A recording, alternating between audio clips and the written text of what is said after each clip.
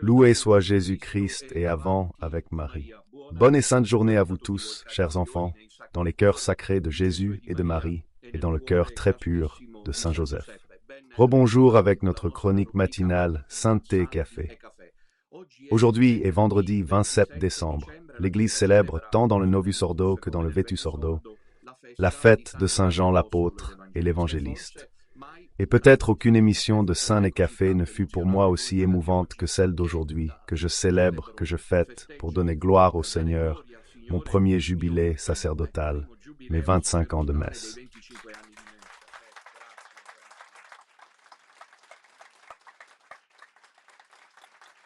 Ici. Nous sommes ici, dans la petite Nazareth, sous le gazebo, la cathédrale Sainte-Marie de la Joie, et il y a déjà des fidèles pèlerins venus de toute l'Italie, venus vraiment de toute l'Italie. Hier, nous avons déjà vécu, pour être honnête, dès le 24, mais hier en particulier, vous avez commencé à arriver plus nombreux, et aujourd'hui encore, d'autres fidèles arriveront. Donc on a estimé que, on ne sait pas trop, environ 400 à 500 personnes.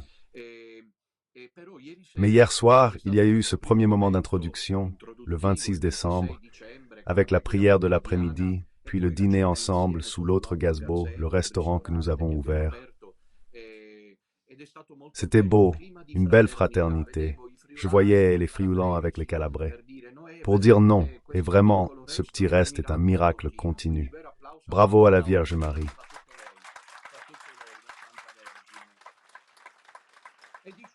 Et disons que je suis un cadeau de l'enfant Jésus, je l'ai toujours dit.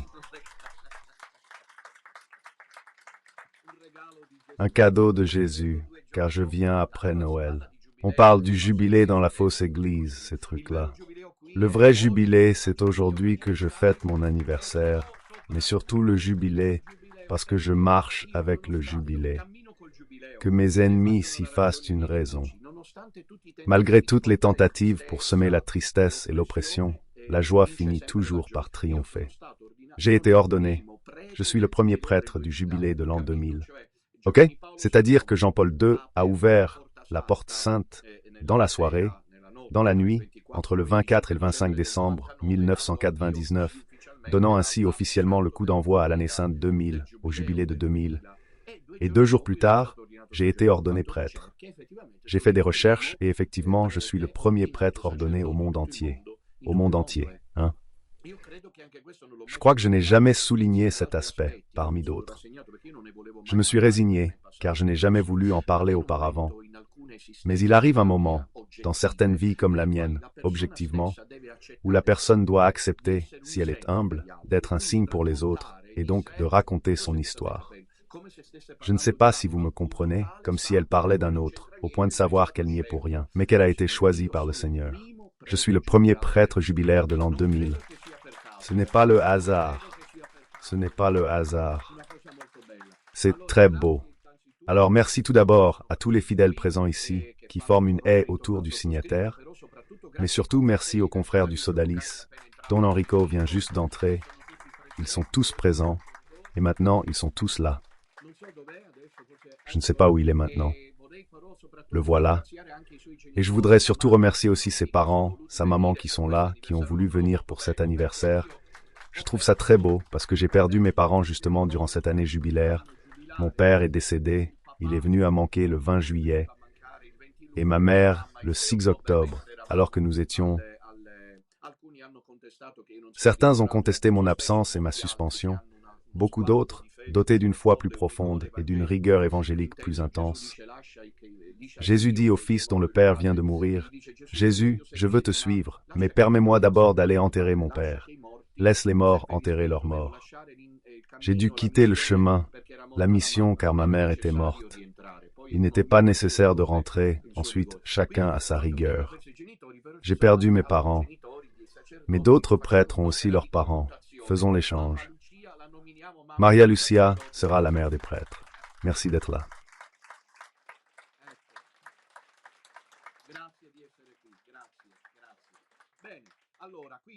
Bien alors, aujourd'hui est donc un jour de fête, un jour intense de louange au Seigneur. Voilà, c'est-à-dire que le prêtre célèbre en ces temps de crise. J'avais pensé parler de ça, mais pourquoi devrais-je parler de la crise? Car tant de prêtres sont en crise. Je vous dis que ce matin, quand je me suis levé, moi je ne me lève pas. Je saute du lit. Je m'entraîne sans arrêt, jour et nuit, merci la Vierge. J'ai pensé 25 ans.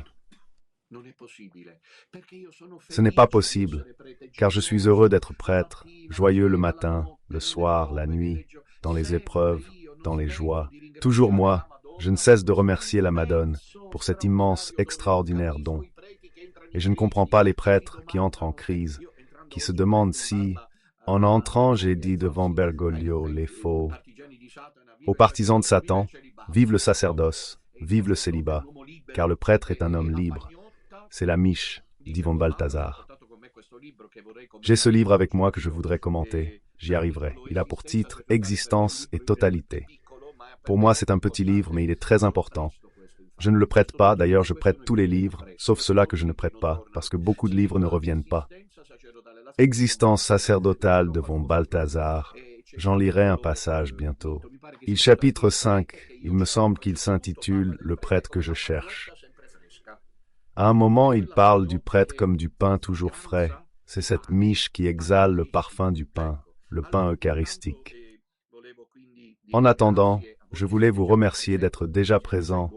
Vous êtes déjà nombreux, mais d'autres arriveront dans la journée. Et voici le programme de la journée. Maintenant, il y a saints et cafés. Naturellement, le programme est assez singulier et inhabituel, et je dirais exceptionnel, parce que je ne célèbre pas en public en direct sur Radio Domina depuis le 26 mai 2022. Mais aujourd'hui, c'est jour de fête, c'est jubilé sacerdotal, si bien que toute la diffusion du jubilé à partir de 15h30.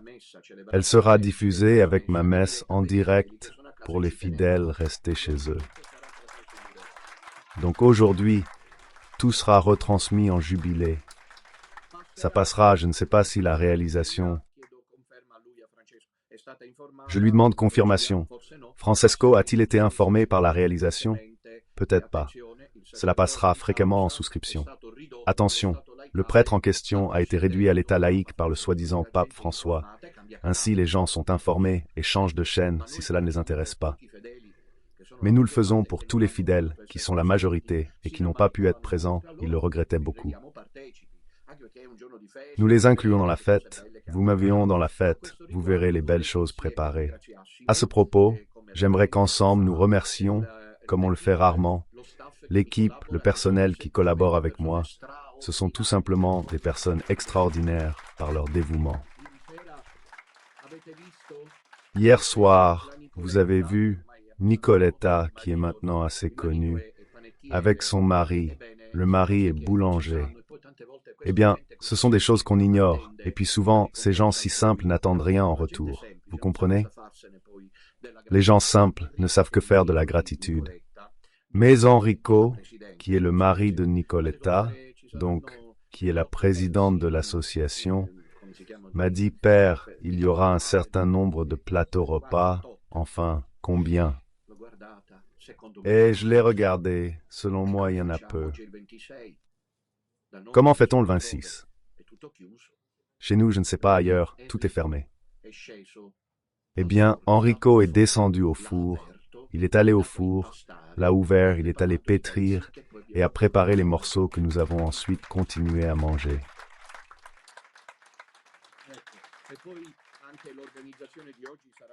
Et puis l'organisation d'aujourd'hui sera aussi très intense. Vous verrez, naturellement, il peut y avoir quelques erreurs, quelques imprévus, parce que nous ne sommes pas des spécialistes, mais il me semble que jusqu'à présent, d'hier à aujourd'hui, cet équipement n'est pas négligeable, car c'est un investissement considérable.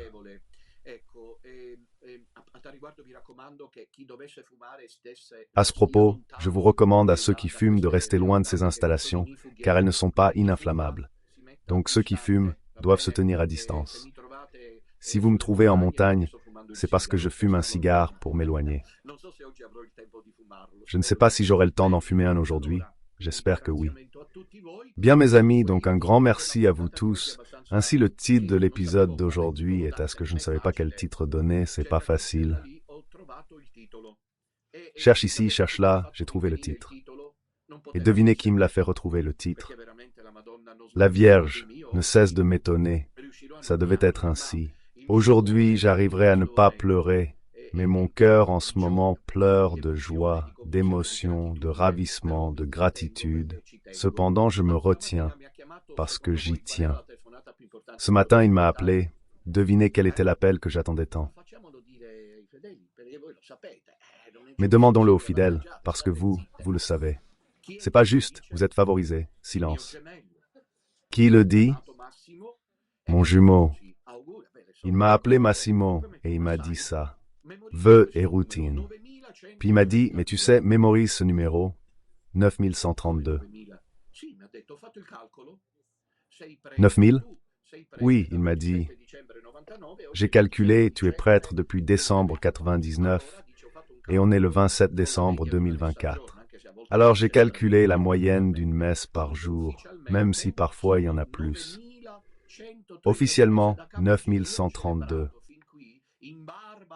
Messe vertigineux, j'ai célébré jusqu'ici, malgré tous les ennemis, 9132 messes. Messes, au moins. C'était notre sujet. Le titre complet de la réflexion est celui-ci.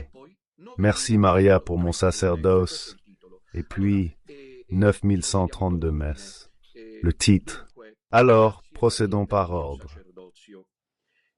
Donc, merci Maria pour mon sacerdoce.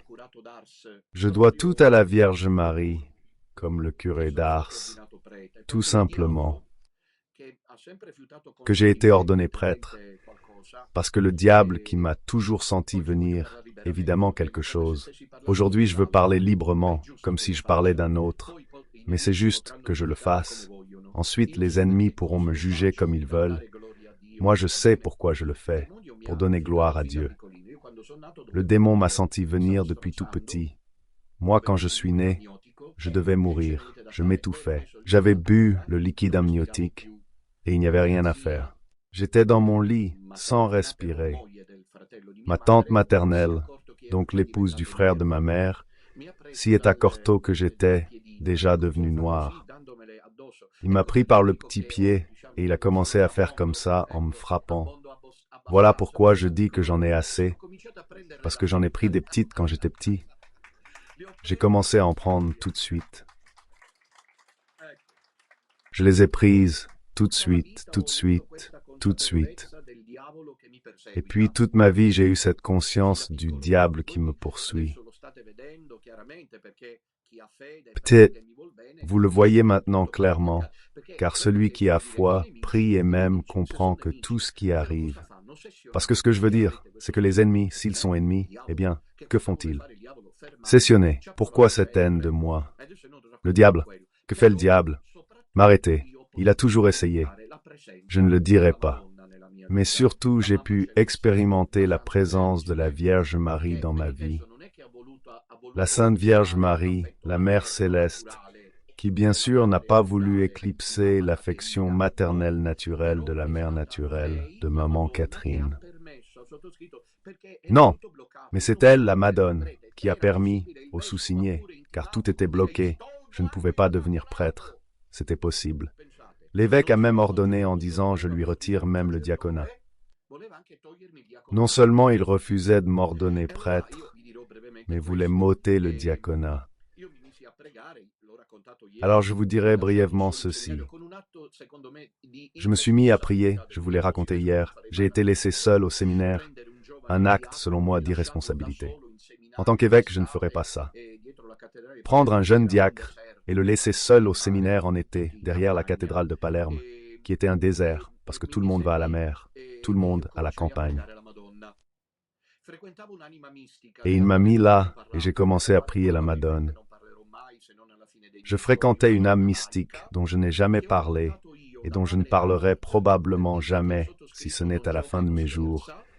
Une femme laïque que j'ai conduite auprès du Père Amor, pour vous dire que je ne joue pas et ne plaisante pas, et auprès de maman Natusa, cette femme qui est elle aussi décédée l'année dernière. Disons qu'il y a eu un grand nettoyage avant le 25e. Des personnes, papa, maman et cette femme, je peux seulement évoquer son nom, elle s'appelle Pia. Dès son plus jeune âge, elle voyait Padre Pio.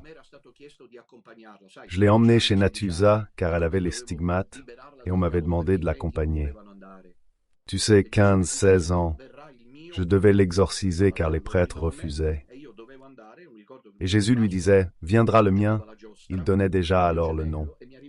Je devais y aller, un jour de Pâques, je jouais au manège avec mon frère jumeau et j'ai reçu l'appel. Ils viennent me chercher, j'y allais, notre silence. Pourtant, je dois témoigner, commencer à témoigner. Et alors je suis allé et je me battais pour libérer cette fille de Dieu. Mais ensuite je suis devenu prêtre. Je suis resté à ses côtés, auprès de cette âme, pendant plus de 20 ans. À ses côtés signifie que je l'accompagnais et elle m'aidait au séminaire. J'y suis probablement arrivé grâce à elle. Un prêtre comme moi en est sorti. Donc si un prêtre comme moi en sort, ça veut dire que cette mystique, vous comprenez? Je ne sais pas si vous êtes d'accord, je lui dois beaucoup, et je l'ai emmenée chez Natusa. Et je me souviens que lorsqu'elle est entrée, Natusa est allée à sa rencontre, et elles se sont reconnues comme si elles se connaissaient sans s'être vues. Natusa lui a dit exactement ces mots. « Mott, viens ici, ma sœur. Viens ici, ma sœur. » Elles se sont dit au revoir. Je l'ai menée chez Père Amor. On s'est salué, il l'a béni, puis chez Père Lagrua, etc. Donc une âme sérieuse, puis morte l'année dernière. Voilà. Alors, quand je ne pouvais pas devenir prêtre, l'évêque m'a mis au séminaire et j'ai dû y rester. J'ai commencé à prier la Madone, à demander à la Madone de m'aider. Pas moyen. L'évêque, le cardinal Salvatore de Giorgi, avait été contacté, imaginez, déjà à l'époque. Vous serez surpris de mon ironie, de ma légèreté apparente, mais j'y suis habitué depuis longtemps. Ok, Dieu m'a formé. Il a bien fait, sinon j'aurais pas su faire. Dieu m'a entraîné, c'est-à-dire que j'ai vécu ces choses qui sont maintenant sous les yeux de vous tous, avant l'heure. Les gens de la paroisse venaient, parce que le curé, dont je préfère ne pas parler, d'ailleurs, me détestait. Ayant perdu la bataille, il m'a refusé de dire ma première messe en paroisse. Je n'y suis jamais allé. Un prêtre nouvellement ordonné, où dit-il sa première messe? Dans Sobos. Mais j'avais tout le monde contre moi, parce que le curé avait retourné toute la paroisse contre moi. C'est actuel, non? Et le pape, que vaut la vie de Minutella? J'avais déjà fait comme ça, et le curé qui était ce qu'il était un monstre, mais c'était le curé. Et combien osait? Regardez, c'était toute une préparation. Et combien y en a-t-il eu? Ils ont osé. Parmi les laïcs, ceux qui ont cru au petit Alessandro séminariste ont été traités d'hérétiques, complices de ce jeune pervers, et chassés de la paroisse, à commencer par Pia, contre laquelle le curé, celui-là même qui l'avait mariée, a ensuite mené une véritable campagne de diffamation pour retourner toute la paroisse contre elle, y compris mes parents, pendant un temps, car elle passait pour celle qui avait corrompu l'âme de ce jeune séminariste. En réalité, les raisons étaient bien différentes. Et donc il y avait des réunions dont je n'étais pas au courant, où l'évêque allait voir des gens, des paroissiens, des fidèles, pour dire du mal de ce séminariste. À mon insu, l'évêque était en difficulté parce que, puis le recteur qui lui aussi est mort, lui aussi cette année, il semblerait que ce 25e, mais soyez tranquille, ça se termine.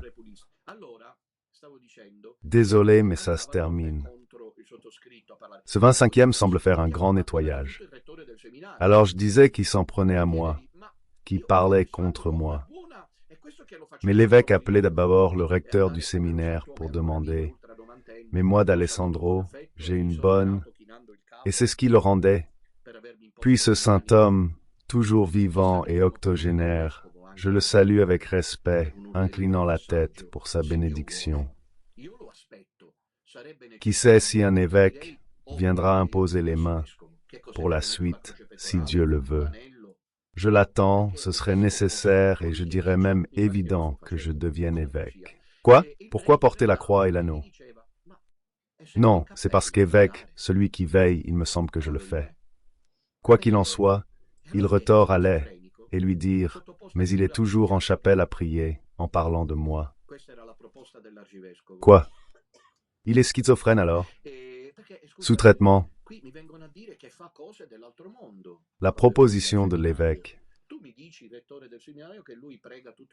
Et excuse-moi, là on vient me dire qu'il fait des choses extraordinaires quand il est hors du séminaire. Toi, tu me parles du recteur du séminaire qui prie toute la journée. Il est dans ses études. Dans ses études, c'est une éminence. Je suis désolé de devoir te le dire. C'est le meilleur. J'ai été le meilleur dans mes études. Je faisais passer mes notes à mes camarades de séminaire. J'étais la terreur des professeurs. Eux, ils savaient, nous les séminaristes, que s'il y avait un cours sans moi, les professeurs disaient « Maintenant, vous pouvez poser des questions si j'étais là, non ?» Ils devançaient mes questions par crainte. Et le cardinal ne... Alors il dit, alors il est malade, a des problèmes, soumettons-le à un examen psychologique avant. Et puis c'était le mois de septembre 1988 et je dus aller faire. Un prêtre des Pouilles, ami du cardinal, est venu, je ne sais pas s'il est encore vivant, pour me soumettre à une consultation psychologique. Ben ça a paru normal. Puis je ne sais pas ce qu'il a écrit, enfin il n'y comprenait rien.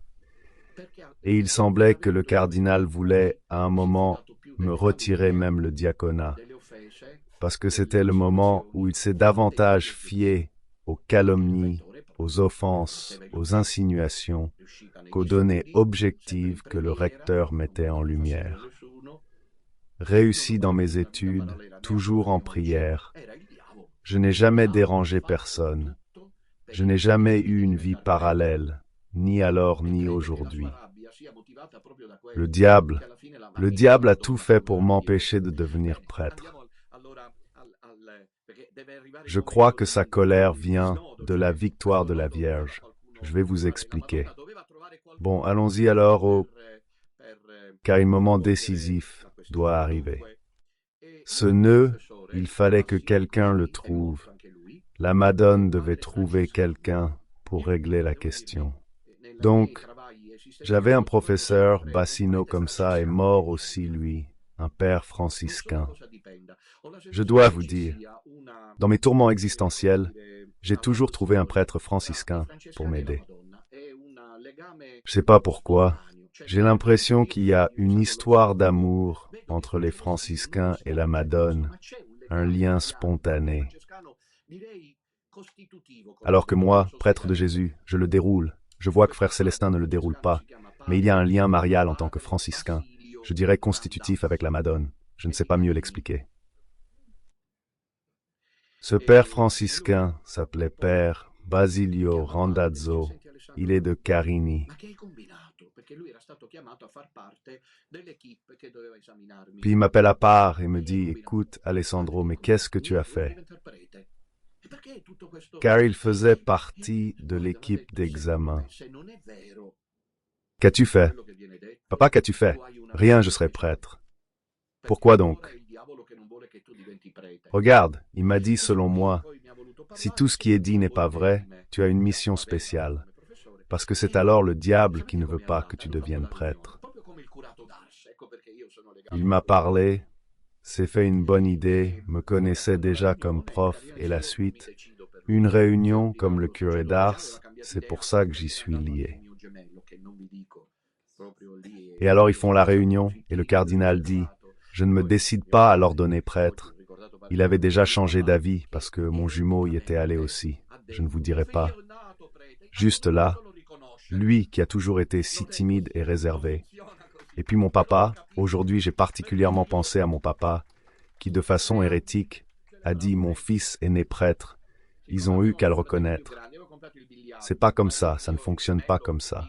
Pourtant je le comprends, parce que moi à 3 ans, je célébrais la messe, comme nous avons 2 frères plus... Génial, j'avais acheté un billard. Mais mon frère jumeau et moi, étant plus jeunes de 3 ans, on ne pouvait pas y jouer. Mais moi, j'ai toujours été un petit malin. À 3 ans, je le démontais. Alors voilà comment ça se passait. On rentrait de la maternelle et je devais préparer le pontifical. J'étais pressé, mais je m'en souviens, à 3 ou 4 ans, j'étais pressé de préparer le pontifical. Du coup, j'allais dans ma chambre et j'étudiais les critères, en obligeant mon frère jumeau à m'obéir, parce qu'il devait faire le cérémonier. Donc, j'étudiais les choses. Alors je faisais comme ça, j'allais chercher le billard et je tirais 2 coups de pied. Le pied du billard, c'est un chandelier, celui de la Santa Sede au Vatican, la messe solennelle. Ensuite, à l'insu de ma mère, je prenais soit le manche à balai, en le détachant, c'était la crosse, soit, si ça ne marchait pas, je ne trouvais pas le battoir qui n'était pas une crosse, mais d'une manière ou d'une autre, je prenais la couverture, le plaid du lit, et je faisais la chasuble comme chapeau. Mieux vaut que je ne vous dise pas comment je m'organisais. Je prenais le rouleau de papier toilette, alors je disais à mon jumeau, « Maintenant la messe commence. » « D'accord. » Lui, pauvre petit, « D'accord. » Il faisait le quêteux. « Tu es le quêteux. » « D'accord. Mais je ne peux pas parler. »« Non, je dois parler, moi je suis le pape. »« Tu es le servant, moi le pape. » Et voilà, on continuait comme ça. Et à un moment, je me suis penché à la fenêtre, parce que la petite chambre où on dormait donnait sur une grande place à Palerme. Je suis de Palerme, tu comprends? J'habite ici, mais je suis né à Palerme et je suis un vrai palermitain. La Palerme que tout le monde connaît.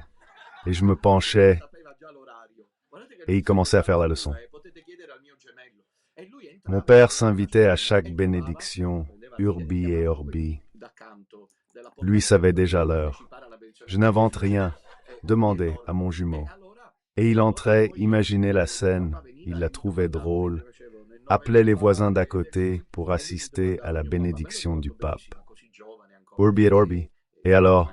Et puis ensuite mon père venait et me demandait, pendant que je faisais au nom du Père, et lui me demandait, mon père, je m'en souviens très bien, si jeune encore, maintenant il y a plus de 45 ans, il me disait, « Qu'est-ce que tu fais, mon père ?»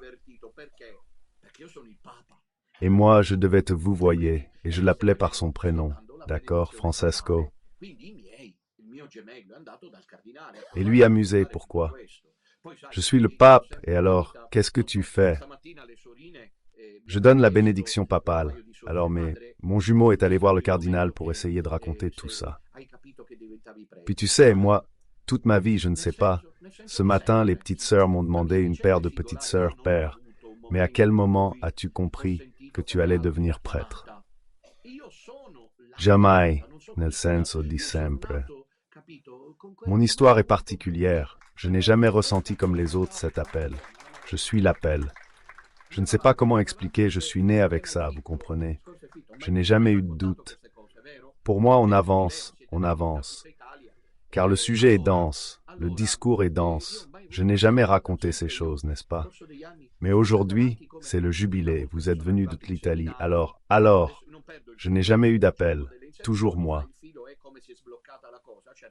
Au fil des années, j'ai continué, comme la première fois que je suis arrivé au séminaire, puis je ne perds plus le fil, j'ajoute des détails, mais l'essentiel, c'est le déclic. La première fois au séminaire, j'étais pressé d'entrer au petit séminaire, mais on m'en a dissuadé, heureusement. Le séminaire mineur m'a été déconseillé, me dire ceux qui m'accompagnaient, j'étais suivi par les carmes en particulier. Au point que j'ai failli devenir carme. Le Carmel a toujours été en moi. Ok? Mais ça s'est passé autrement. Alors, une fois, j'ai passé mon bac, le bac classique, et finalement, en juin, j'ai eu mon bac classique.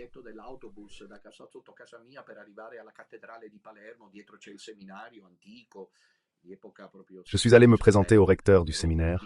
Je me souviens de l'émotion, de l'achat du billet d'autobus de chez moi, juste en bas de chez moi, pour arriver à la cathédrale de Palerme. Derrière se trouve l'ancien séminaire, d'époque vraiment 16e siècle. Beau, mais habité, selon moi. Bref, j'arrive là-bas et je parle avec le recteur. Le recteur est Monseigneur Giovanni Murator.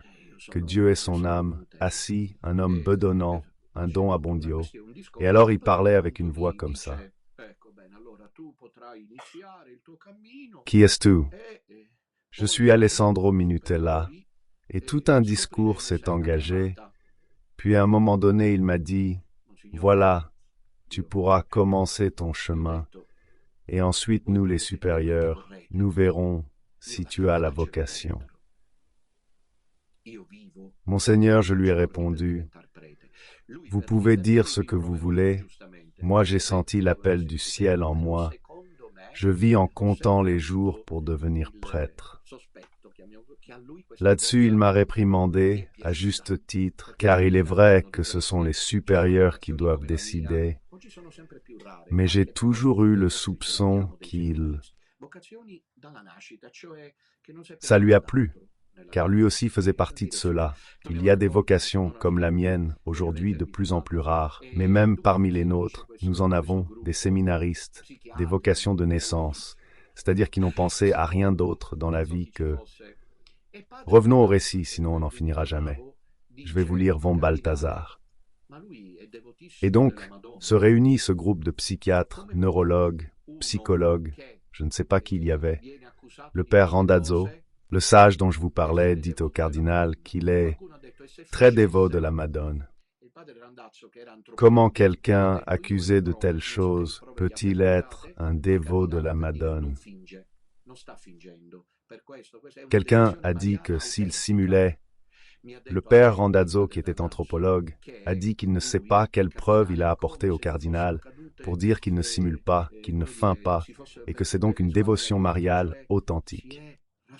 Le père Randazzo m'a ensuite dit que le cardinal, c'est comme si les écailles lui étaient tombées des yeux, ou plutôt comme si elles s'étaient perdues. En d'autres termes, il s'est apaisé. Et ainsi, comme je l'ai raconté hier, j'enseignais la religion à Misilmuri, dans la province de Palerme, le 10 décembre 1999. Le cardinal m'appelle. Je t'ordonne prêtre. Quand, éminence? Le 27. Lui dire quoi? Mais il me restait 15 jours. J'ai dû courir pour tout prendre, tout acheter. Pourtant, voilà, c'est la Vierge Marie qui est intervenue. C'est elle qui a dénoué ce nœud que le diable avait fait. Je n'ai pu célébrer. Les paroissiens ne sont pas venus à mon ordination sacerdotale, mais Dieu écrit sur les lignes tortues. Puisque j'avais été envoyé comme diacre à Misilmuri, regardez quelle histoire, le cardinal avait décidé de m'ordonner le jour de son 25e anniversaire d'ordination épiscopale, qui était aujourd'hui, comme aujourd'hui. Alors, la cathédrale archi-comble, des quarts et des quarts, et le cardinal, je m'en souviens très bien, au début de la messe, il rayonnait, j'étais juste à côté de lui, il disait « Maman mia, les fidèles de tout le diocèse sont venus pour mon anniversaire. » Le cérémonier, un type costaud, il était de Padoue, Simonato, lui aussi est mort. Il dit au cardinal « Éminence, vraiment, ils sont là pour Alessandro. Ils viennent tous de Misilmuri, donc ce ne sont pas les paroissiens, mais d'autres. Et vous voyez que tout se répète aujourd'hui en grand, à grande échelle. Je suis pas surpris, je me l'étais déjà dit, non? Non, parce que tout cela, comme vous l'entendez, je l'ai vécu en avance. Et il y avait ceux qui, livides, bave au coin des lèvres, ont continué à demander au cardinal pourquoi il ordonne. Il est fou. Pourquoi l'avoir pris? Il a vraiment fait ce qui a été dit, vous comprenez. Mais la Madone a gagné, je suis devenu prêtre, j'ai commencé ma mission. J'ai pas pu célébrer ma première messe. Quand je l'ai demandé, on m'a dit « Il ne convient pas d'aller dans cette paroisse où le curé et les paroissiens sont tous contre vous si vous n'avez rien fait. » Alors j'ai dit « Mais quel est le problème ?» Et ainsi j'ai célébré ma première messe dans un sanctuaire marial de la ville. À Palerme, nous avons le sanctuaire marial de Notre-Dame des Remèdes. Et là, j'ai pu célébrer ma première messe. Et puis j'ai été envoyé comme vicaire dans l'une des paroisses les plus prestigieuses de Palerme. Mais là, ils découvrirent que je n'étais pas seulement théologien, car ensuite il y eut une sorte de... C'est une erreur mentale du cardinal, il voulait visiblement me récupérer et donc voulait que j'aille dans les endroits les plus acclamés, mais je suscitais l'envie tout de suite. Donc j'ai ensuite été envoyé curé à Bocca di Falco, où je vous raconte pas ce que je n'y ai pas trouvé, et puis d'autres paroisses périphériques dont vous savez, puis il y a 8 ans est née la mission, mais je dois tout à la Madone. La première chose que je voulais raconter, il y aurait tant d'autres détails, mais par exemple, celui-ci je veux vous le raconter. Le jour de mon ordination sacerdotale, il était prévu que le nouveau prêtre, avant l'ordination, aille à l'église, à la cathédrale. C'était prévu pour saluer sa famille, ses proches, ses amis et les fidèles. Puis de là, il devait passer à l'évêché, car le cardinal voulait prier les vêpres avant la messe avec le nouveau prêtre. Que se passe-t-il pour moi? Je n'ajoute rien. Je suis arrivé très longtemps avant à la cathédrale, au point qu'il n'y avait personne. Je vais au séminaire près de la cathédrale. Alors je vais prier. J'entre dans la chapelle du séminaire et bonne nuit aux musiciens. Je commence à prier, à parler à Jésus, à parler à la Vierge, et rien. J'oublie tout. Je retrouve mes esprits lorsque sonnent les cloches de la cathédrale annonçant le début de la fête. Tous cherchaient le diacre Minutella, senza pensare di trovarlo dove forse bisognava.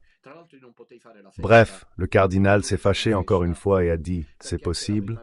Puis « Soyez patient, je n'ai rien fait de mal, je priais. » Tu n'as pas vu ta famille? Je les verrai plus tard. J'ai pas fait la fête. Il n'y a pas eu de fête, parce que même la première messe a été gâchée par le diable. Je ne dis pas comment ma première messe que j'ai célébrée a été ensuite gâchée. Elle aussi, la première messe et la suite. Mais je vous dis aujourd'hui à vous qui êtes ici, à tous ceux qui me suivent de chez eux, que j'ai demandé au Seigneur de pardonner tous ceux qui ont agi pour le compte de Satan pour m'empêcher, et ils n'y sont pas parvenus, parce que la Madone a gagné. Bien, passons maintenant au deuxième moment. 3. Premier dit, passons au second. J'espère ne pas vous ennuyer. Je suis inquiet de parler si personnellement, mais c'est bien, car l'homélie sera donnée par Père Johannes ce soir. Donc, voici la seconde chose à vous dire. Arrive le moment de l'ordination sacerdotale, non? Il y a un moment où l'on se jette à terre, la prostration, et on reste là comme un vendredi saint, et commencent les litanies, Kyrie eleison, Sainte Marie, priez pour nous. Eh bien, c'est un moment indescriptible. Tu sens que toute l'Église l'a écrit, même Benoît XVI, parlant de sa consécration épiscopale, que toute l'Église prie pour toi. Et j'étais là à terre. On m'avait dit qu'on pouvait demander au Seigneur, directement à Dieu le Père, une grâce.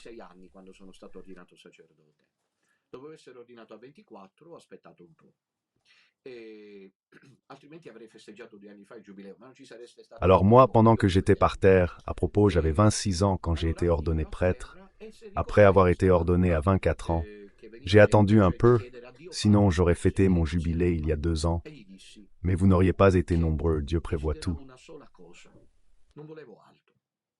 Alors j'étais par terre, et je me suis souvenu de ce mot qu'on disait, c'est-à-dire de demander quelque chose à Dieu le Père.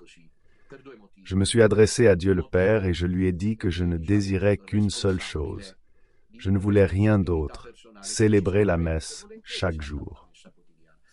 Vous pensez que c'est normal pour un prêtre? Eh bien non, pour 2 raisons. Une raison responsable, de responsabilité personnelle. Des prêtres sautent parfois la messe du jour. Je vous ai raconté, lors de ma première visite à Buenos Aires, des prêtres m'ont dit que Bergoglio, en tant qu'évêque, disait à ses prêtres, « Si l'église est vide, laissez la messe, allez vers les pauvres, ne perdez pas de temps, sauf si c'est le diable qui parle ainsi. » C'est-à-dire, regardez, de façon inattendue, beaucoup de prêtres, facilement, ne disent pas la messe tous les jours, ça les rebute, comme on dit en sicilien, c'est-à-dire que ça ne leur plaît pas. Voilà le niveau de responsabilité. Mais il peut y avoir d'autres raisons, liées plus ou moins à un peu de légèreté, ou quelque chose du genre, ou à un degré de disponibilité personnelle. Tu peux être malade. Voilà.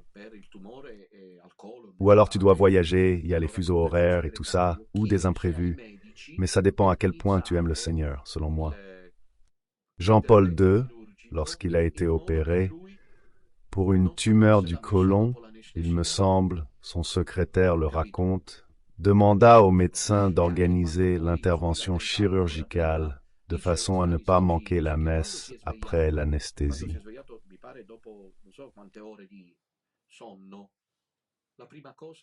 Ok? Et même après l'attentat, avant même celui-là, Stanislav Zivits raconte que lorsqu'il s'est réveillé, après je ne sais combien d'heures de sommeil, la première chose que le pape Jean-Paul II, ce sont les saints. La première chose, la première préoccupation, regardez, fut celle-ci. On a dit vêpres. Il ne s'était pas réveillé hier. On a dit que les vêpres étaient le lendemain après-midi, vous comprenez? Quand on prie, sans connaître ces choses, car on l'ignorait encore, j'ai demandé au Seigneur de célébrer la messe chaque jour. Eh bien, je vous annonce qu'à ce jour, cette grâce m'a été donnée, avec beaucoup d'engagement, bien sûr. J'ai même célébré la messe avec 40 de fièvre. Je vous rappelle la dernière fois que je suis allé en Colombie pour la mission. J'ai calculé le décalage horaire et j'ai estimé qu'à Bogota, pour prendre l'avion, j'aurais risqué de manquer mon vol et de ne pas pouvoir célébrer la messe à Paris, car c'était Bogota-Paris avec Air France. Alors, qu'est-ce que j'ai fait? J'ai donc fait comme ça. Je devais partir à 23 heures, heure locale de Bogota. Donc le matin, j'ai célébré la messe du jour, puis avant d'aller à l'aéroport, c'était déjà le lendemain dans l'autre hémisphère. Alors je me suis dit, même si là-bas c'était encore le même jour, je fais la messe comme si j'étais déjà en Europe chez moi. Et donc, je rattrapais la messe que je ne pus finalement pas faire, car à notre arrivée à Paris, on nous a arrêtés et conduits dans un hangar à cause de la pandémie et tout ça. Et donc le jour où j'étais libre, j'ai toujours fêté chaque... Il n'y en a pas eu depuis décembre 99. Aujourd'hui, 27 décembre 2024, un seul jour sans messe. Donc mon frère m'a appelé aujourd'hui et m'a dit que le titre avait calculé 9132 messes. Mais il y en a plus, parce que quand j'étais curé, j'en faisais aussi 2 le dimanche. La messe, l'instant le plus beau d'un prêtre. Rien n'est pareil. Entre tes mains, le pain eucharistique devient le corps même de notre Seigneur Jésus-Christ. La Madone de Medjugorje, je veux la réévaluer avec vous. On doit le faire, car il existe une fausse Medjugorje aujourd'hui. Gardons la vraie Medjugorje. Une fois un prêtre italien, ce sont les prêtres italiens, j'en ai vu des choses. Une fois un prêtre a concélébré la messe, et c'était l'été, il avait apporté son ventilateur, un petit.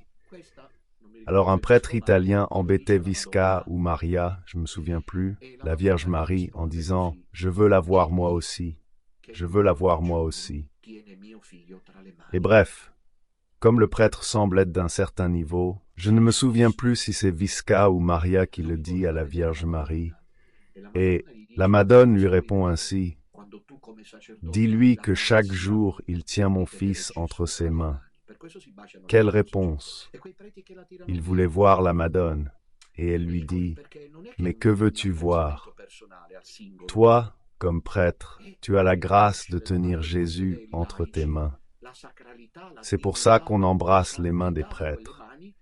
Et ces prêtres qui les retirent sont un peu ridicules, car ce n'est pas une appréciation personnelle, individuelle. Et vous, fidèles laïcs, vous reconnaissez la sacralité, la dignité, la sainteté de ces mains qui consacrent pain et vin, parce qu'à ce moment-là, Jésus agit par l'intermédiaire du prêtre. C'est pas rien du tout, non?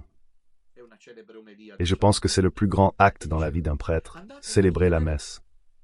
Regardez, le saint curé d'Ars disait à ses fidèles, « Imaginez que la Madone vous apparaisse maintenant. » C'est une célèbre pensée du saint curé d'Ars, et il disait, « Allez lui demander de vous dire la messe. » La Madone vous dira, la Madone vous dira, « Je ne peux pas vous dire la messe, allez la demander au prêtre. » Et il disait, « Demandez à Saint Michel si vous le voyez. Lui aussi vous répondra de la même façon. »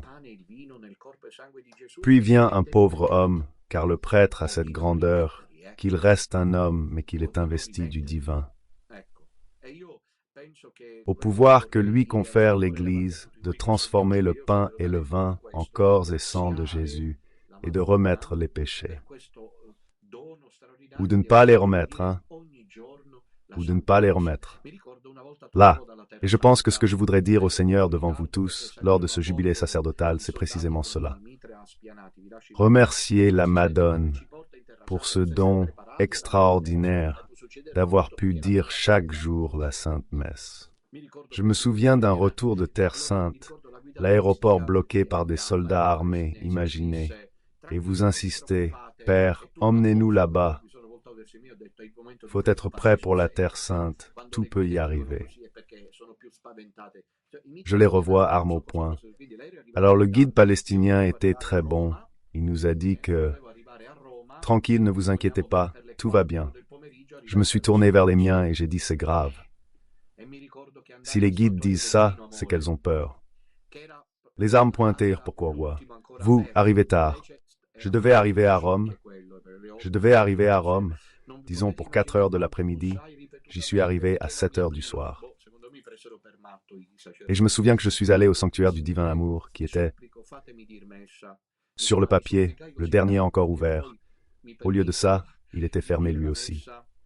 Il était 8h30 du soir. Vous ne pouvez pas imaginer combien j'ai frappé à la porte à plusieurs reprises jusqu'à ce qu'on m'ouvre. Je pense que les prêtres m'ont pris pour un fou. Je leur ai dit, « Je vous prie, je vous supplie, laissez-moi dire la messe. » Bref, je les ai tellement suppliés qu'ils m'ont finalement permis de dire la messe ce jour-là, même si j'étais en retard. Mais la messe, c'est tout.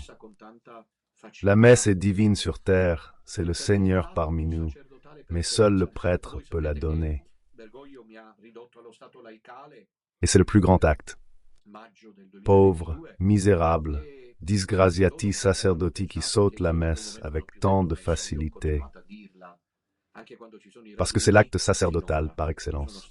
Vous savez que Bergoglio m'a réduit à l'état laïque en mai 2022.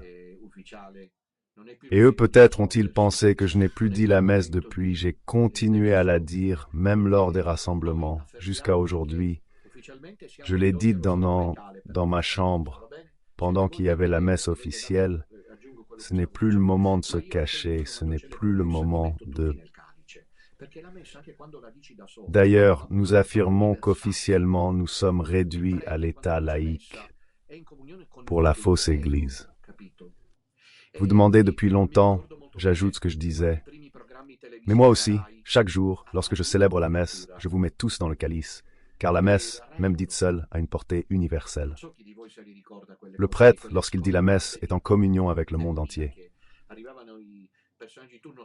Donc je me souviens très bien, lorsque les premières émissions télévisées à Rai 1 même, à Rai 1, je ne sais pas qui d'entre vous s'en souvient, ces trucs-là, ces virées infernales, démoniaques, arrivaient les personnages de service sans que j'ai jamais été invité pour donner mon avis. Et quel était le thème? Je crois pas, il y en avait un comme ça, un peu... Disons qu'il faut lui enlever sa soutane, et tout le monde applaudissait. Bravo, il faut le faire! Il fallait savoir qui parlait, c'était Satan. Satan a haï et est la soutane des prêtres de la confrérie. Il est les prêtres de la confrérie. Il est Dom Nutella, comme il est Don Enrico, Don Ramon et Frère Celestino, Don Pavel, et d'autres prêtres arriveront, j'en suis sûr. mais ils doivent être prêts à, je ne dirais pas au martyr, peut-être aussi, mais surtout à prendre conscience qu'ils livrent bataille contre les forces du mal avec la violence avec laquelle ils voulaient, qui suivait ces émissions. Le sujet, rien de moins qu'en Italie sur Rai 1, était devenu de retirer la soutane à Monsieur Minutella. Et voici la soutane. Personne ne peut me la retirer. Je l'ai ôtée par prudence. Mais la voici, la soutane. Aujourd'hui, 27 décembre, année du Seigneur 2024, lors de la fête extraordinaire du jubilé sacerdotal du sous-signé, je dis deux choses à mes ennemis. La première, que le Seigneur vous pardonne afin que vous sauviez votre âme. La seconde, la voilà la soutane. Vous n'avez pas entamé d'un seul coup la sainteté sacerdotale de ce pauvre âne de Marie. Et troisièmement, rassurez-vous, j'ai terminé. J'avais dit qu'il y avait trois choses. Voici la troisième. Je vous avais promis que je vous lirais un passage de cette méditation d'Anselme von Balthasar, qui a été un de mes mentors, un de mes maîtres. Vraiment, vous devez aussi, si vous m'aimez bien, être reconnaissant envers ce théologien. Ce n'est pas un saint à vénérer. Je veux dire que ce n'est pas le Père Pio, ni saint Antoine de Balthasar, rien que le nom déjà. Mais je vous assure que vous ne pourriez pas comprendre ma mission et mon charisme sacerdotal sans un acte de gratitude envers ce théologien qui a aussi été un témoin de la foi.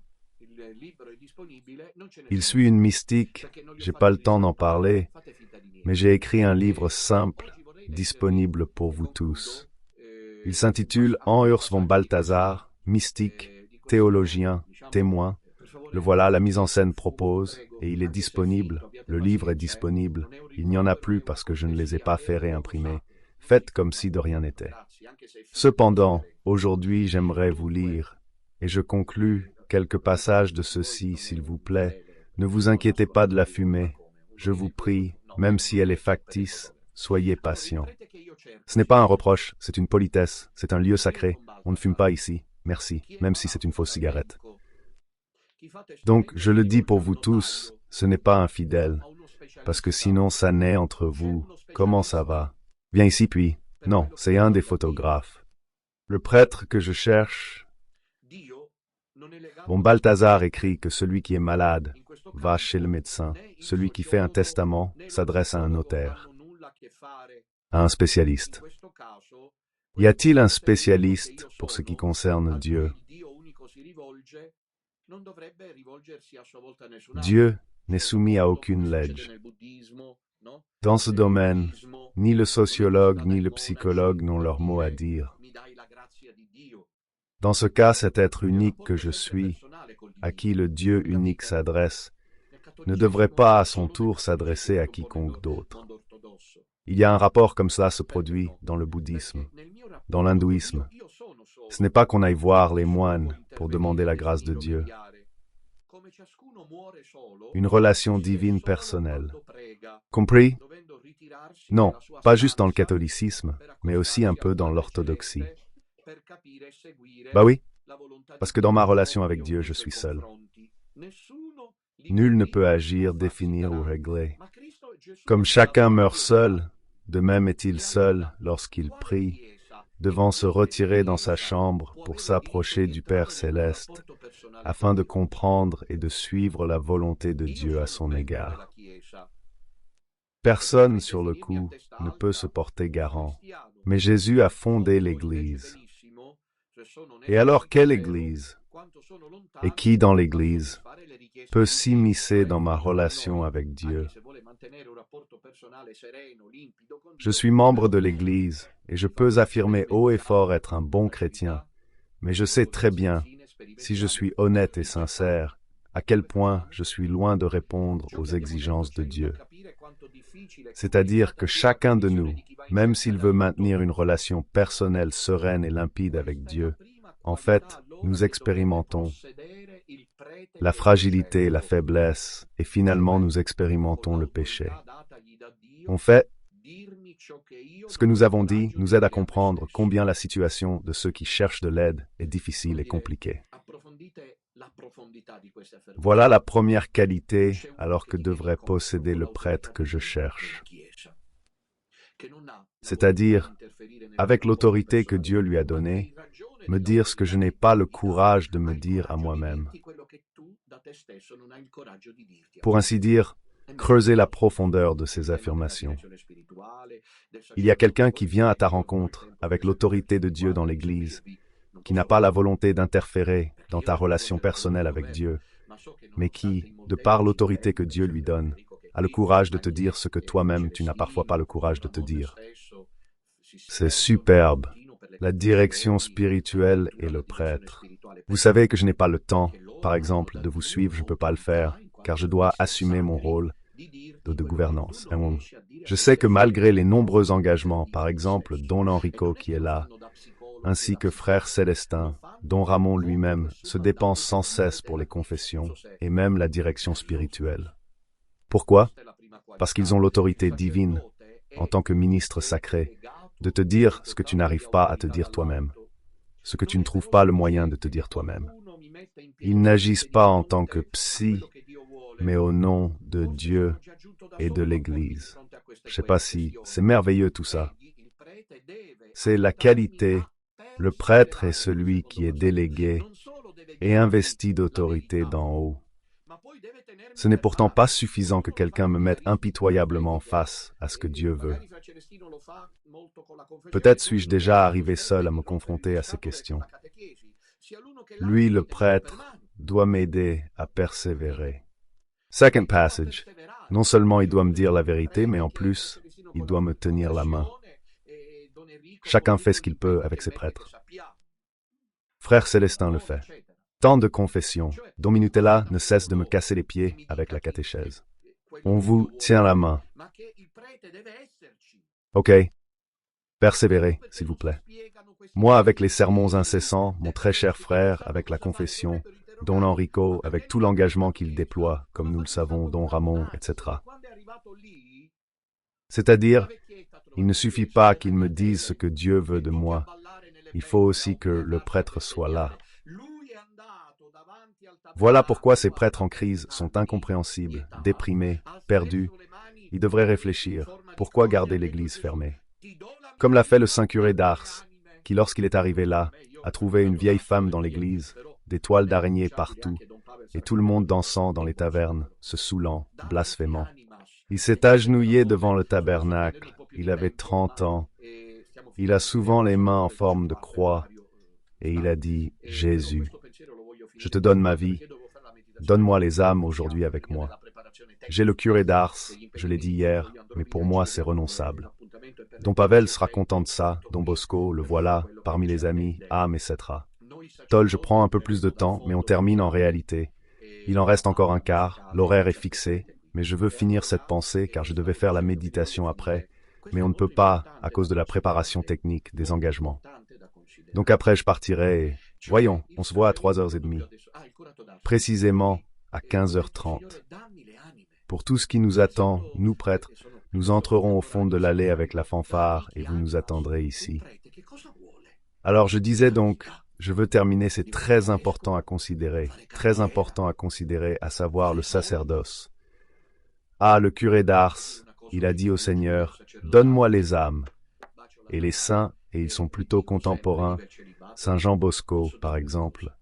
Anima, c'est un prêtre. Qu'est-ce qu'il veut dans la vie? Devenir évêque? Faire carrière?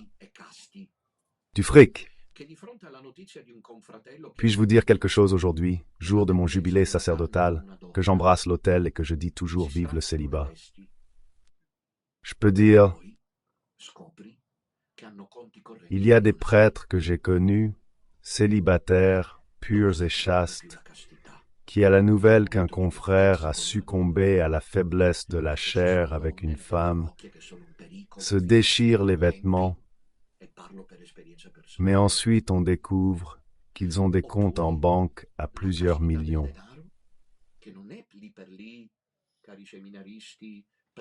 Où perds-tu le plus ta chasteté? Dans un moment de faiblesse avec une femme, parce qu'il y a des femmes dans les paroisses qui sont un danger jusqu'à la fin des temps, et je parle d'expérience personnelle, au pur la chasteté de l'argent, qui n'est pas, là tout de suite, cher séminariste, aussi préoccupante qu'une jeune femme avenante, mais elle est plus dangereuse, car elle anéantit complètement la transparence face à soi-même. Prêtre pour l'argent? Combien de prêtres savent que Bergoglio n'est pape? Pourquoi pas sortir? Pourquoi la peur? Oui, mais de quoi? De perdre leur salaire. C'est trop triste à dire, mais c'est comme ça. Un prêtre, au contraire, devrait se souvenir que lorsqu'il mourra, le Seigneur lui demandera combien d'âmes il a sauvées. Ok. Pour le célibat et la chasteté dans ma vie de prêtre, en 25 ans, j'en ai vu. J'ai raconté qu'en tant que curé, j'ai eu une paroisse que personne ne voulait. L'évêque s'est moqué de moi. Il aurait dû me dire que personne n'en voulait. Il m'y a envoyé à 27 ans, et j'ai trouvé un groupe quasi protestant qui voulait. Je devais dire la messe et attendre qu'ils finissent leur prière à l'autel en lisant la Bible. Mais en paix sainte, ils ne savaient pas que j'étais Don Minutella en noix. Ils se sont vengés, ils ont engagé une femme pour dire qu'elle était enceinte de moi. Le vicaire puis l'évêque l'ont su. Le cardinal me dit: qu'as-tu fait? J'ai été très sérieux, par chance. Pourquoi? Éminence. Dès que j'ai dit ça, tout était fini. Donc j'ai connu ça aussi. Revenons. Le prêtre guide et accompagne. Le pasteur accompagne les brebis. Je ne comprends pas ces prêtres déprimés par leurs églises vides. Pourquoi sont-elles vides? Pas grave s'il n'y a personne. Quand je suis arrivé à la paroisse Saint-Jean-Bosco et Saint-Grégoire, il y avait 4 vieilles dames. Je priais avec elles le chapelet, la vieille dame Ave Maria, non moi. Je devais le prier, il ne voulait pas lâcher le chapelet. C'est une bien triste histoire, celle du pouvoir dans les églises. Même la vieille dame qui récitait son chapelet chaque jour, malheur à celui qui lui enlevait son chapelet quotidien. Elle est devenue mon ennemie sur le coup, et elle disait du mal de moi. Qui irait là? C'est un chapelet, je voulais le dire moi-même. Puis les gens se le passaient. Il y a un jeune prêtre. Dieu peut se servir de tout. C'est beau. C'est un beau prêtre, venez voir. Merci. Doucement 10 personnes, puis 15, puis 20. Les belles choses, puis quand le cardinal vint, sachant la présence de Don Minutella, il interrogea une paroissienne, elle précisément. Il dit: Monsieur âgé, alors Père Alessandro fait bien son travail? Oui, Père, mais il remplit les églises comme jamais. Il ne lui répondra pas, le beau. Le cardinal est resté un peu comme ça. L'église se remplit si tu restes avec les fidèles.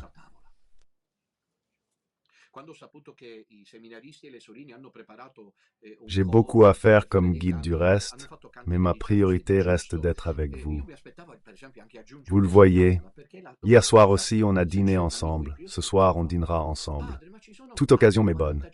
Ensuite, j'ai caché comme une habitude familiale d'ajouter un peu cette planche.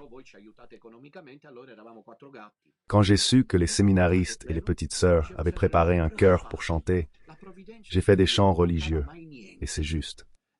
J'attendais aussi un couvert de plus, c'est un slogan. J'ai toujours fait ça pour mes amis.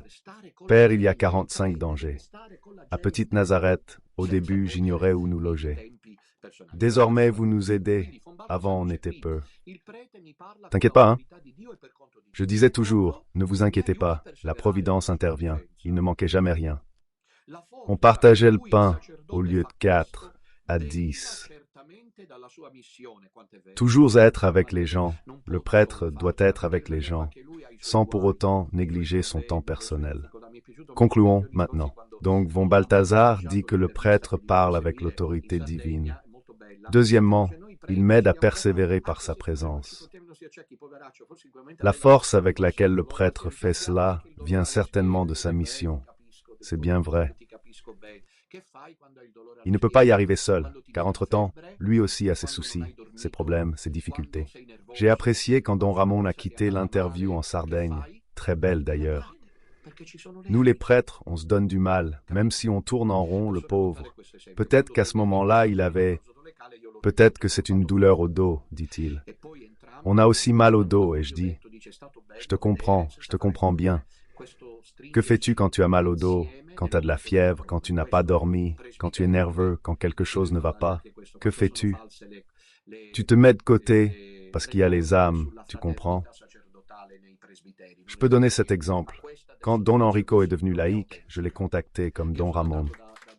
Et puis tous les deux, Don Ramon l'a dit, il a dit c'était beau de voir, sans faire mon nom, ce rassemblement dans l'épreuve. C'est ça que le presbytère, j'aurais voulu parler de ça aussi, comme les discours sur la fraternité sacerdotale sont faux chez les prêtres, ce n'est pas vrai du tout. Mais ce lien-là, je vous assure qu'il est authentique. Je suis allé voir Don Enrico, c'est authentique. Je suis allé voir Don Enrico en mai, et ensuite, comme vous le savez, chez Don Ramon. Quand je suis rentré de la rencontre avec Don Enrico, l'ultima nuit, nous n'avons pas eu le temps de descendre parce que la messe a duré longtemps. C'était très beau, là où nous étions à Foggia, il me semble, une ferme, un très beau moment, vraiment. Alors, je me suis moi-même oublié que nous devions entrer. Nous sommes montés en voiture assez tard, nous n'y sommes pas arrivés à temps, nous avons dormi à Lago Nero. Je n'ai pas fermé l'œil. Le lendemain, c'était le 11, ou plutôt le 10 mai, il y avait le rassemblement des pionniers. C'était vendredi, donc, sans avoir dormi la nuit précédente, j'ai dû conduire de Lago Nero à Sinisi, à Carini. C'est long. Puis nous avons mangé un sandwich sur la route, le traversier, le retard, l'essence, la fatigue, l'épuisement. Alors que j'étais en voiture, mi è venuto, comme un éclair. Nom d'une pipe, aujourd'hui, c'est le 10 mai. Ce soir à 21h, il y a la prière des pionniers qui viennent de toute l'Italie. Ils m'attendent. Je peux pas y aller. Je dois me reposer. Ça m'arrive, ces trucs. Vous voyez, je suis un peu malade, cette phrase toute douce. En disant douce, vous saurez qui je vise. Attention! Tout ce que tu ne donnes pas et que tu gardes pour toi est perdu.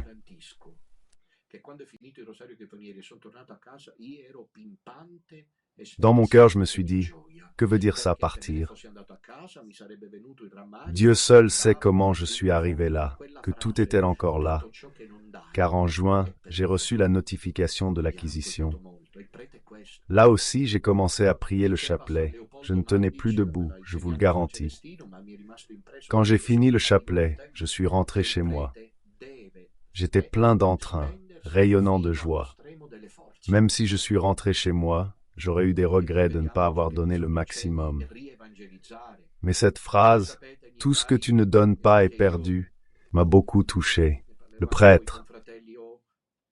Saint Léopold Mandic disait « Frère Célestin me l'a appris », mais ça m'est resté, il ne l'a dit que quelques fois, que le prêtre doit se dépenser jusqu'à l'extrême limite de ses forces. On voit aujourd'hui qu'il faut évangéliser. Vous savez, mes chers, que moi, j'en parlerai aussi avec les frères. Oh, un immense travail. En Italie, le petit reste survit toujours, même après leur dernière manœuvre. J'ai lu la manœuvre d'acquisition, Petite Nazareth, c'est octobre, novembre, décembre. Vous comprenez ce à quoi je fais allusion? Comme conséquence, pour toujours essayer de vous séparer de moi. Et maintenant l'attaque enfin. Dieu merci, pardon mes frères, ne me vise plus uniquement, mais c'est l'heure de partager ensemble la douleur des persécutions. Vous voyez? Enfin, ce n'est plus Don Minutella le bouc émissaire, mais la confrérie sacerdotale Marie, heureusement. Mais j'ai un gros boulot. En Italie, il reste peu. C'est réel. Bien ensemble. Hier soir, comme je crois l'avoir dit, cette fraternité était belle à voir. On le verra aujourd'hui. C'est réel, mais la franc-maçonnerie, les ennemis, i partigiani di Santa Seguitemi, hanno puntato molto sulla necessité qu'à l'étranger. Rien ne pousse ici. Ils ont peur que cette réalité, qui en Italie est désormais une réalité, il suffit de regarder les rassemblements dont Minutella la porte. Et donc, chaque fois que je suis allé à l'étranger, vous avez remarqué, il se produit des situations où, comme je dois rentrer, si je restais là-bas, ça changerait. On a des fidèles en Argentine et au Brésil qui ne vont pas aux messes, faute de prêtres. Et moi qui les aime, on fait quoi? On y va? Devrais y aller? Mais si j'y vais, je ne pourrai pas rester une semaine. 6 mois pour convaincre des prêtres qui nous connaissent, qui entendent des rumeurs et qui verront que c'est faux. La Madone s'occupe du reste. Je vous invite à prier pour cela, que la Madone nous donne, me donne et nous donne à nous prêtres, car nous prenons les décisions, comme vous le savez, dont Ramon l'a dit, collégialement. Attention, les décisions les plus importantes, voire je vous en dis plus, parfois les décisions que j'ai proposées, que je propose, sont soumises à une vérification, si bien que souvent, et j'en suis content, une décision différente de celle que j'ai proposée est prise. L'important, c'est qu'il y ait unanimité dans la décision. Ensuite, ces prêtres, aujourd'hui c'est mon jubilé et j'ai terminé, sont, si je puis me permettre, des titans. Regardez-les bien, dont Ramon est le dernier à avoir poinçonné sa carte de réduction à l'état laïque. Mais regardez-le, je suis allé là-bas, comme cela s'est passé en mai. Chez Don Enrico, pensant les trouver complètement épuisés. Certes, ils ont appris à garder ce chagrin en eux, mais extérieurement, sérénité, paix, détermination à aller de l'avant. C'est extraordinaire tout cela. Je dirais que ce qui est encore plus bouleversant, c'est le cas unique à tous points de vue, de Celestino. Pourquoi? Je vais vous dire pourquoi. Je vais vous dire. Les frères approuvent. Celui-là a fini de souhaiter des tumeurs en direct. Dites-moi si je ne dois pas récupérer les morceaux du petit reste. Ce n'est pas normal ce qu'il fait, si on regarde du point de vue humain. Il marche pieds nus. Vous savez ce qu'il fait? Marrant, non? Parce que pour lui, c'est normal qu'il vienne à l'hôtel avec nous, moi Minutella, avec les petites sœurs qui m'accompagnent pour prendre les chambres. C'est dur parfois. Et puis, un frère entre pieds nus et il le regarde. Il se demande s'il vient demander de l'aide. Il sait pas, mais je dis toujours au gardien qu'il est avec moi. Mon ton vous échappe, il est là. Pas d'inquiétude, il me suit. Puis il est très beau, il est vraiment décontracté. Il parle au pape si librement. S'il vous plaît, moi aussi je suis là. Vous n'avez pas compris? Il veut être excommunié. Il craint que les prix que nous avons reçus, il ne les mérite pas. J'ai une autre interprétation. Je pense que frère Célestin, nous avons besoin de lui, car avec la radicalité avec laquelle il vit, je ne sais pas, je n'ai pas trouvé ça en moi, grâce à Dieu. J'en vois beaucoup, et moi, parce que moi je les ai, je suis très imparfait de caractère. Mais d'un autre côté, maintenant, je me défends moi-même pour une mission comme celle-ci. Il faut comment dire, frère Célestin ne pourrait pas faire la mission que je fais. Chacun, cependant, lui n'a pas de défaut. Il marche pieds nus et vit la règle à la perfection. Pour le convaincre de manger pendant qu'il faisait froid là où nous sommes allés ces derniers mois, puisqu'il commence ce fameux carême de Saint-François, je ne sais plus comment ça s'appelle exactement. Le convaincre de manger le soir, c'est une tâche herculéenne. Pour réussir à cohabiter, au moins il mange de la soupe. Sinon, il ne mangerait rien. Et je pense que le diable a peur de lui. Non pas qu'il ait confiance en nous, le diable, je n'y crois pas. Mais vous savez, il vit la règle jusqu'à présent avec une grande radicalité et je pense qu'il la suivra jusqu'à la fin de ses jours. Les partisans de Santa le craignent. Il nous faut des hommes comme lui, qu'il en vienne d'autres. Béni soit frère Célestin pour son œuvre.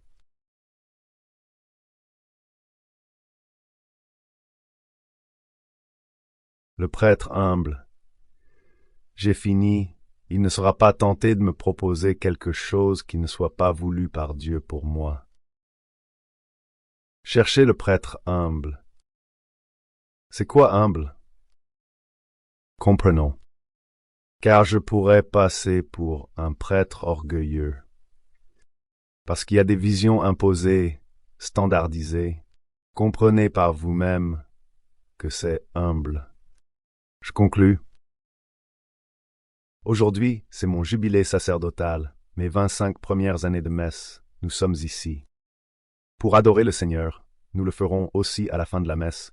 Comme vous le savez sans doute, il y aura la procession eucharistique. J'ai voulu que cette journée puisse sembler, sur le moment, centrée sur moi, mais je dois laisser faire, car par cette convergence vers moi, nous ne faisons en réalité que rendre grâce tous ensemble au Seigneur. À la Sainte Trinité et à la Sainte Vierge Marie pour ce jubilé que, avec vous, avec joie, je célèbre aujourd'hui.